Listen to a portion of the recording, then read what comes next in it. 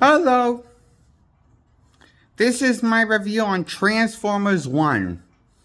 The new Transformers animated movie. That's the second animated Transformers movie in history. We finally got a good one that was animated. After the last animated one was a letdown.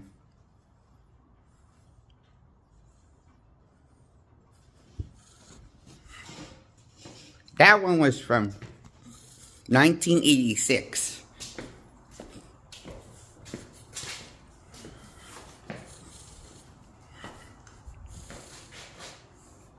Personally, I think this animated Transformers movie I really think this is a good Transformers movie. I like this Transformers movie a lot.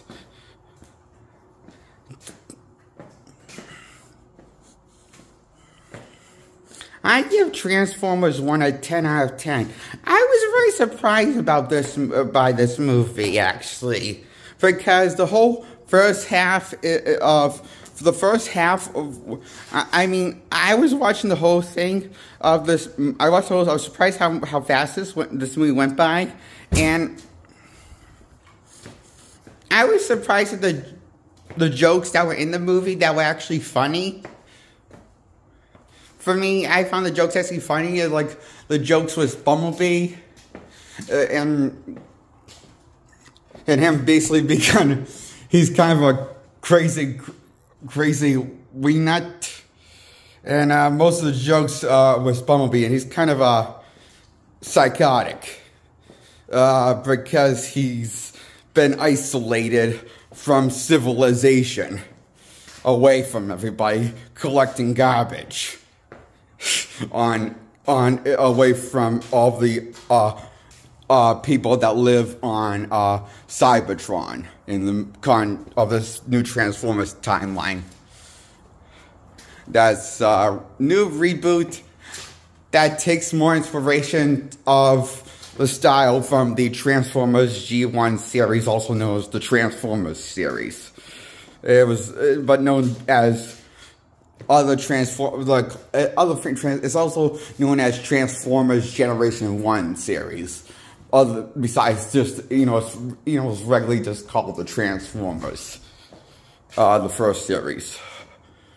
That was a cartoon series back that connected to the 1986 Transformers movie.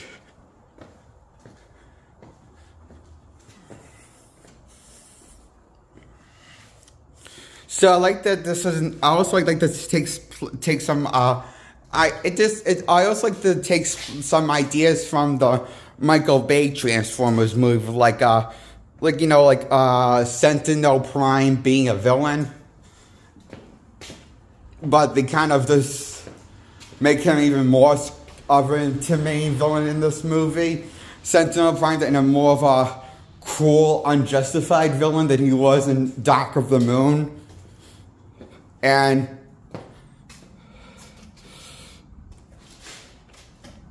I really enjoy Sentinel as the villain in this movie. That was the main threat of this movie before Megatron becomes Megatron and takes on the name Megatron and rips Sentinel's, I forget what it was called. It's sort of like a saying from, I forget what it's called. Anyway, after he takes Sentinel's life, and the movie, and this Transformers movie at the end, and Megatron takes Sentinel's life and takes on the name Megatron from, it used to be known as D16 in this movie, but takes on the name Megatron. I think it's D16 or something 16 something. So I think it's D16. They call him before he takes on the name Megatron that he made up for himself. And he becomes the main threat in the third act after the main threat of the movie that works with these other alien villains that also threats that's also a threat to the other people that live on this robot, the alien planet called Cybertron in the movie. They're not really I forget what they call them. What they call them in the movie, okay? And I forget what they're called again. Those these other threats in the movie that are also villains working with Sentinel Prime, and Sentinel Prime's basically is working with the more bad villains in the movie.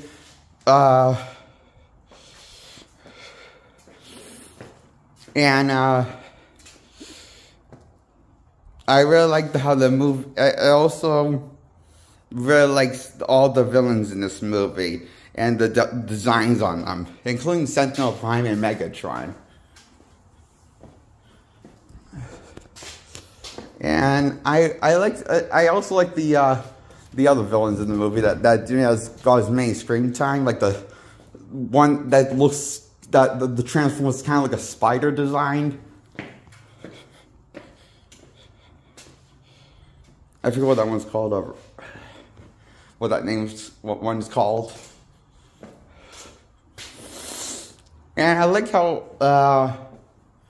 all of the cast I thought did a really good job, and I was very surprised with Chris Hemsworth as Optimus Prime and also as Orion Pact. I was surprised that I liked him as Orion Pact and also as Optimus Prime. I ended up liking him as both Optimus Prime. He changes. I notice how when he becomes the Optimus Prime and gets the Matrix of Leadership, I notice his voice sounds a little more like a little deeper, but a little like more like Optimus Prime that we're used to hearing from. I don't know what it's either that's either good auto tune, and they made his voice sound more like Optimus Prime, more manlier, like Optimus Prime than Prince, like Optimus Prime we know, like that we're more used to listening to that voice, hearing from Peter Cullen, I think his name is Peter Cullen. He's the guy that did the original voice of Optimus Prime and did the reprise as well for the Michael Bay movies, and many times in anime form and in video games. And for some reason, they didn't want to get him back for this anime movie. Even when I'm pretty sure he could have perfectly played Orion Pact perfectly well. Because Orion Pact, the character Orion Pact did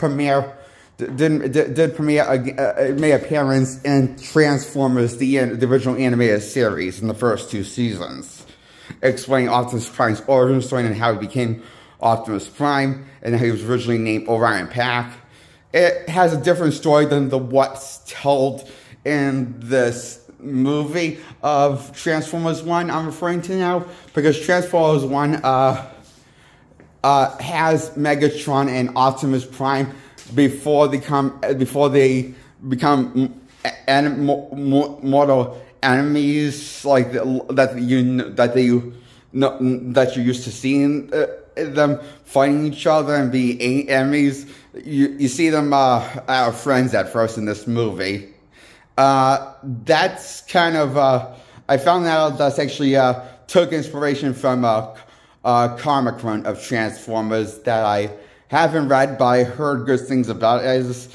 I heard good things about it. And I don't know what the name of the Transformers run is, so I'm not going to act like I know what I'm talking about. I'm not going to act like I know entirely all my. I don't really have much. I don't really read Transformers comics. I just watch the shows and play the video games and watch the movies.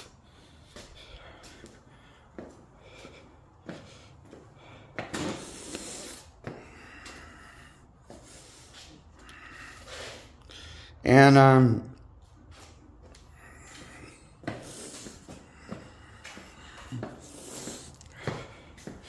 I really liked, still like Chris Hemsworth's portrayal on Orion Pax and as Optimus Prime when he gets to make sure the leadership, he becomes Optimus Prime and evolves into Optimus, basically turns into Optimus Prime and gets the matrix of leadership and becomes the Optimus Prime that you expect him to be. And seeing him in I do like how I do notice how when he becomes Optimus Prime, his design looks a little more similar to Optimus Prime, which used to see him from the original show. His design is very similar to the original show when he becomes Optimus Prime.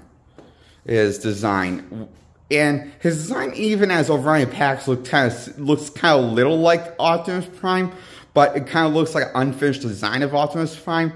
But I guess it's kind of fitting because it is an origin story, so of Optimus Prime becoming Optimus Prime, becoming the hero we know and like and we love from the show. And also it's basically the whole story feels epic and fun of a movie, Transformers 1. I don't want to give too much away in case if you guys want to see the movie. So I'm trying not to give all of it away. I'm just trying to tell you what I liked about it and why I'm giving it a 10 out of 10.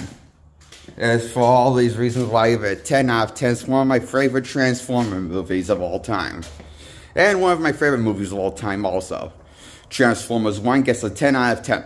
I was really surprised of the cast, of all the cast that actually made me like all of the characters. And I was surprised of all the cast did a good job with the voice acting. I was really surprised with Chris Hemsworth's season because I was worried he was going to play like the... You know how Chris Hemsworth, since he's took on the role in Ghostbusters 2016 and continue on to that road with Thor Ragnarok and Thor Love and Thunder. You know how he's gotten that role even in Man in Black International, the Man in Black reboot that nobody saw, that probably won't get a sequel. And you know how he's come to this conclusion, that the character he used to refer to playing is a useless dumbass. That's an nincompoop. So you expect him to be a completely useless fuck in this movie, is what I was expecting him to annoy the shit out of me as Orion Pax. And I was expecting to hate him, because I was worried that this movie was going to make me hate him until he becomes Optimus Prime. Or maybe it's going to make me annoy the shit and find him fucking annoying until he becomes Optimus Prime, you know? So that's what I thought was going to be that kind of an origin story. I thought it was going to suck balls to the wall, like Thor Ragnarok and Love and Thunder and every Avengers movie in the MCU. Or as the MCU as people now like to call it. Now that it's gone downhill. Financially, anyway, no denying that. I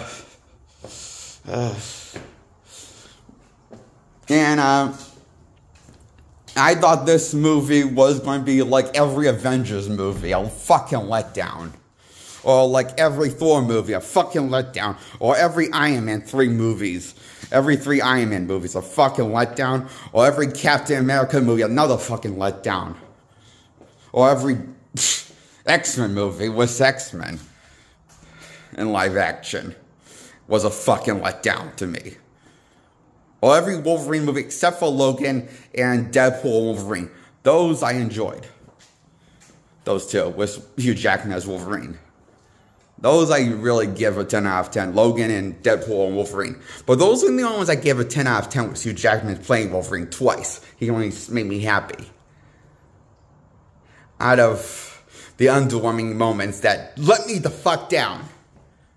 But the point is, I didn't get let down with this movie. Transformers 1. And that's why I loved it. I love it enough that I want to see it again and again, and I want it on physical and on Blu-ray, and I really like this movie a lot. I give it a 10 out of 10. It's one of my favorite movies of all time, and definitely one of my favorite Transformer movies of all time.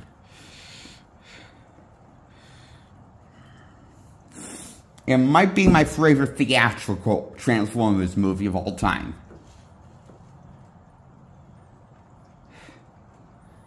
Yeah, that's how good it is. And I like the Michael Bay. I like the first four Michael Bay Transformer movies a lot enough. Well, okay, I didn't really like. I was disappointed with Revenge of the Fallen, but I did like Dark of the Moon and Age of Extinction and the 2007 first one that Michael Bay directed. I like those three a lot. The other two I was a little let down was Revenge of the Fallen. That's Last Night that Michael Bay did. And I did like Bumblebee, and I did like Rise of the Beast a lot.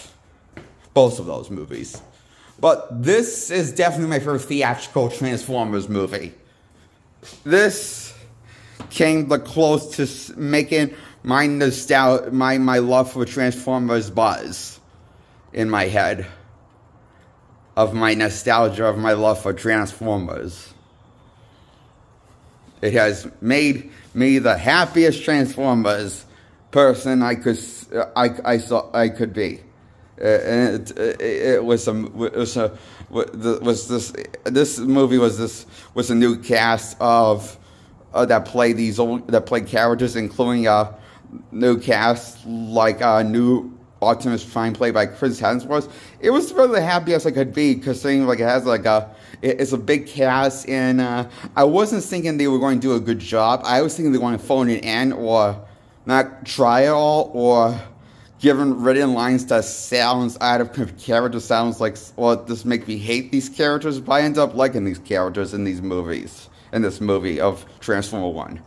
Even all the characters that join Orion Pax, and who becomes Optimus Prime on the quest to find the Matrix of Leadership, which they find out doesn't exist anymore. Just disappeared when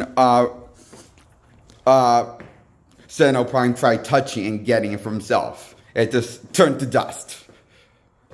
But reappears when Orion Pax makes his sacrifice to save Sentinel Prime from D-16, who becomes Megatron and slaughters Orion Pax in cold blood and lets him fall to his doom.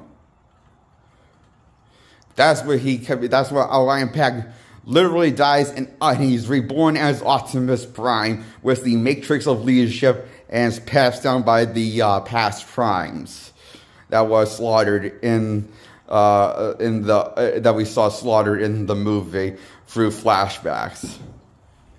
Yeah, visual flashbacks, and yeah, so, and he is Optimus Prime now, and we get to see him. We got to see him take on the entire.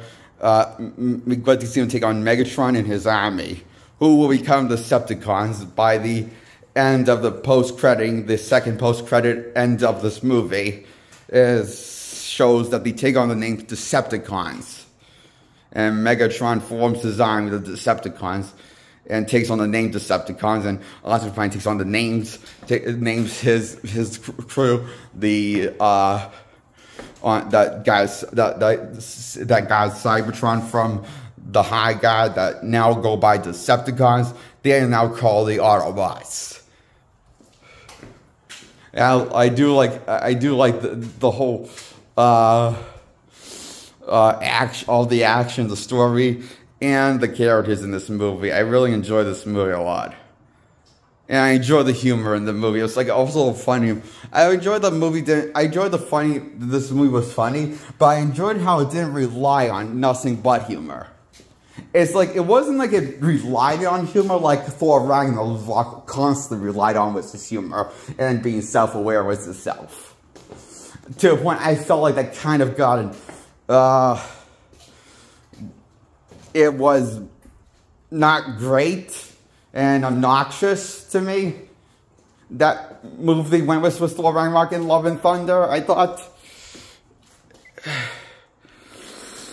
So I didn't want that in a Transformers movie. So I was relieved they made it funny, but they didn't make it obnoxiously funny where there was nothing but humor without any Transformers fighting. I was worried that this was going to be little to no action and just constantly relying on humor with but little to no drama or action or anything that represents the Transformers outside the title. I was worried about that. Because that is what the trailer gave me the impression on of Transformers 1 after I first saw the first teaser trailer to the movie. I decided not to see it in theaters but saw it streaming. So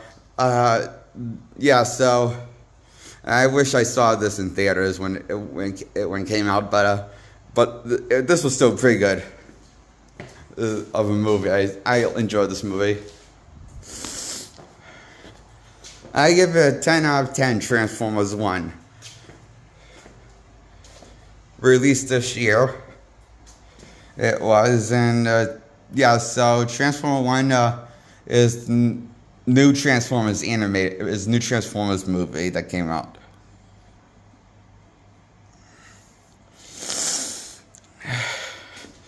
So I enjoyed this movie.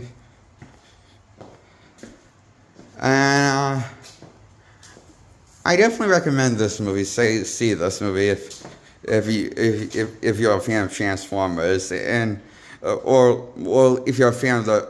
I just really like this movie. It's really good and fun.